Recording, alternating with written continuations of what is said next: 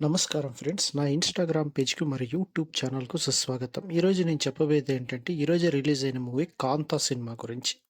So, దీంట్లో సముద్రఖని వచ్చేసి పెద్ద డైరెక్టర్ అనమాట. సో, తన తల్లి గురించి ఒక సినిమా తీయాలి అని అనుకుంటాడనమాట. దాని పేరు 'శాంత' అని పెట్టుకోవాలనుకుంటాడు. సో, దానికి ఇష్టమైన శిష్యుడైన 'దల్కర్ సల్మాన్‌తో' ఈ సినిమా తీయాలని అనుకుంటాడు.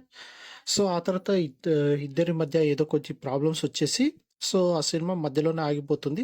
మళ్ళీ చాలా ఏళ్ల తర్వాత ఈ సినిమా షూటింగ్ చేయాలని అనుకుంటాడు. అప్పుడు 'దల్కర్ సల్మాన్' ఒక కండిషన్ పెడతారనమాట. ఏమి ఆ కండిషన్ అంటే, కాంత్ 'శాంత' సినిమా తీసేసి మీరు 'కాంత' పేరు పెట్టాలి అని అంటాడనమాట. సో, అది దానికి ఇంకా ఎలాగైనా సరే ఇంక మా తల్లి గురించి సినిమా తీయాలని ఇంక సముద్రగని కూడా ఒప్పుకుంటాడు.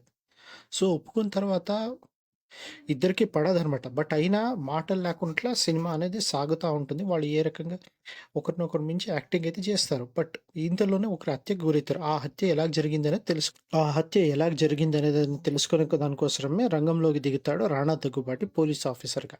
సో, మరి ఆ హత్య చేసింది ఎవరు? ఏంటి అనేది తెలుసుకోవాలనేదైతే సినిమా చూడాల్సిందే. మొత్తానికైతే సినిమా చాలా సూపర్. థాంక్స్. ప్లీజ్